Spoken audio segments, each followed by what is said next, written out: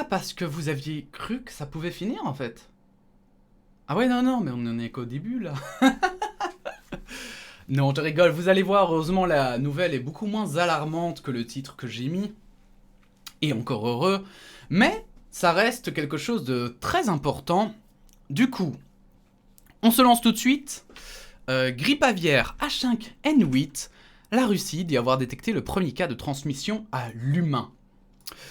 Comme aujourd'hui on est encore en période de pandémie, je trouvais ça intéressant parce que vous allez voir que finalement le Covid n'a pas que des désavantages.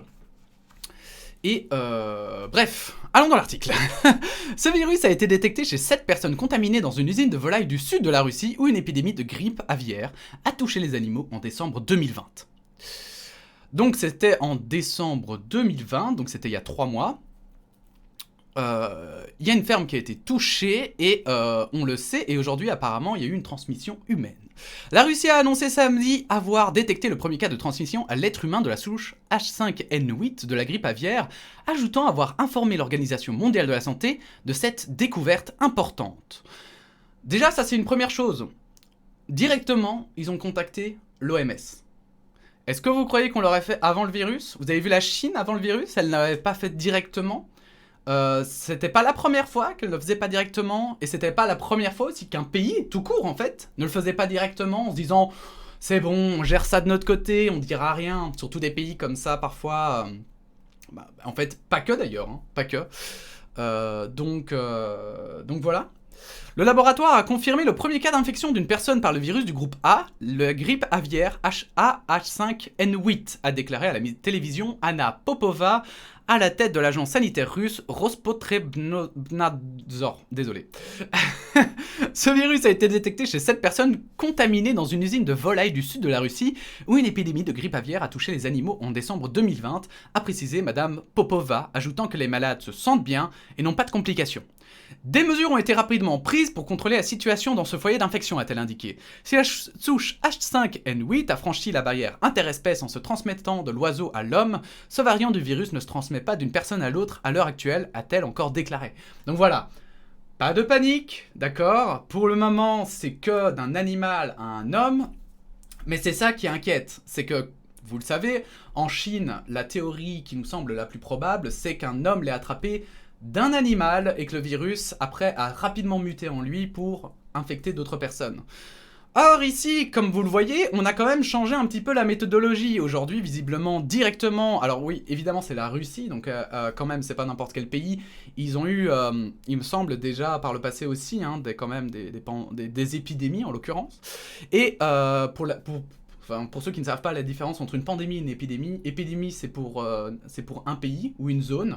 Pandémie, c'est quand ça devient international ou plusieurs régions. Voilà. Donc du coup, effectivement, ici ils les ont directement mis en quarantaine, je suppose, quand ils disent des mesures ont été prises. Et surtout, ils ont analysé aussi le comportement du virus sur l'être humain. Donc si ça se trouve, c'est juste un rhume de plus qui va se déclarer. Hein. On en est vraiment très loin encore, en fait, d'être en panique. Mais ce qu'on sait, c'est que les virus, en fait, mutent très très vite. Donc on est très prudent. Dès qu'il y a le moindre virus, on se dit, ok, c'est bon.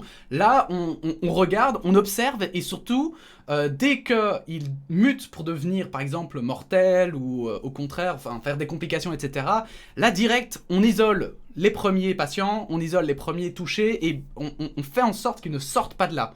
Et c'est pour ça que c'est important qu'il y ait une coopération internationale, parce que alors dans ces cas-là, il faut aussi voir si justement il n'a pas été dans d'autres pays, s'il a été dans d'autres pays, prévenir ces pays qu'ils isolent les personnes qui ont été en contact avec la personne, etc. Bref. Et on arrive au paragraphe aussi intéressant, du temps pour se préparer. Elle a estimé que cette détection donne au monde entier le temps de se préparer en créant des tests et un vaccin, dans le cas où ce virus deviendrait plus pathogène et plus dangereux pour l'homme, et acquiert la capacité de transmettre de personne à personne. Nous serions alors pleinement armés et pleinement préparés, a-t-elle poursuivi.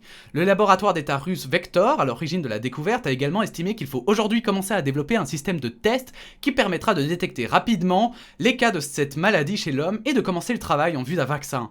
La Russie a une longue tradition de recherche dans le domaine des virus et des vaccins et a notamment développé un vaccin contre le Covid-19, le Sputnik V, efficace à plus de 91% selon des études scientifiques confirmées par des experts indépendants.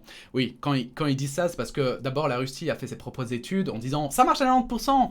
Le problème, c'est qu'on sait que la Russie, parfois, ils ont tendance à dire des choses qui ne sont pas vraies. Pas toujours, mais parfois. Et donc du coup, là, effectivement, maintenant, il commence à être validé par des organismes internationaux, donc des gens qui ne sont pas forcément, on va dire justement, sous la propagande russe, ou au contraire, sous une autre propagande, que ce soit des pays démocratiques ou pas d'ailleurs, mais juste des experts reconnus dans leur domaine, et qui regardent et qui font effectivement que c'est bien le cas. Et c'est rassurant d'ailleurs parce que ça montre l'indépendance de la science. Je peux vous dire que si les scientifiques étaient autant manipulés par l'Occident, par exemple, non, le vaccin russe ne passerait même pas, en fait. Hein. Y a pas ce serait même pas une question. On a un vaccin efficace et on n'a pas besoin, je vais mettre des gros guillemets, on n'a pas besoin du vaccin russe pour s'en sortir. Donc, bon, voilà quoi. Madame Popova a indiqué que la Russie avait d'ores et déjà envoyé ces informations à l'Organisation mondiale de la santé, et ça c'est trop bien.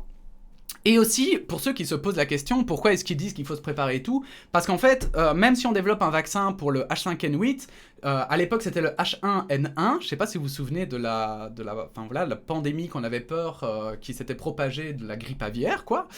Et en fait, imaginons, on avait fait des recherches pour créer un vaccin pour le H1N1, mais pour le H5N8, ce vaccin, il suffirait simplement de le modifier, et voilà, en quelques mois, ce serait probablement encore plus vite, évidemment, que les vaccins qu'on a produits aujourd'hui. En quelques mois, il aurait pu être fait et validé. Vous voyez. Donc de toute façon, ces recherches ne seront pas à jeter à la poubelle, ça fait avancer la science, ça reste intéressant. Mais en plus, évidemment, là, ils voient même plus loin, ils se disent, voilà, si à un moment donné, il devient problématique, on pourra directement le traiter et pas se retrouver, comme avec le Covid, dépassé directement et devoir reconfiner, etc. Vous imaginez, hein. On vient de sortir du Covid, qu'on rentre dans le H5N8. C'est un peu moyen. Voilà, bon, j'espère quand même que le titre vous a pas fait trop paniquer. Si c'est le cas, j'en suis désolé, hein, mais c'est les règles de YouTube, du YouTube Game. N'hésitez pas à vous abonner si cette vidéo vous a plu, j'espère quand même qu'elle vous a rassuré. N'hésitez pas à liker, disliker en fonction de ce que vous en avez pensé. N'hésitez pas à mettre votre opinion évidemment en commentaire, hein, une opinion constructive. Et on se dit à bientôt pour une nouvelle vidéo d'actu. A plus!